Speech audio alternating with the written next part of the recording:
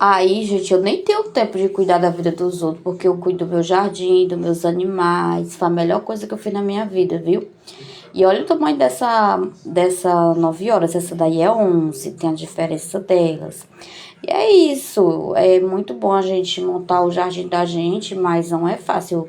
Eu perdi muita planta mesmo no inverno, gente, com aqueles caracol. Já começou a aparecer, eu já vou ter que achar uma solução para matar esses caracol. Olha, a polinização é assim, gente. Beijou, ó, uma na outra, pronto. Daí vai saindo de outra cor, tu tá entendendo como é? Aí assim eu fui criando, montando meu jardim. Porém, ali você dá pra ver as sementezinhas, ó. Aquelas sementes que nascem essas flores. Que tem gente que diz assim, eu não vejo a semente. Ali, aquele pontinho preto. É ali a semente. Aí, através disso daí, ela vai dar aquela caixinha, ela vai murchar e vai dar essa caixinha aí de semente. E é isso, meus amores. Cuide-se.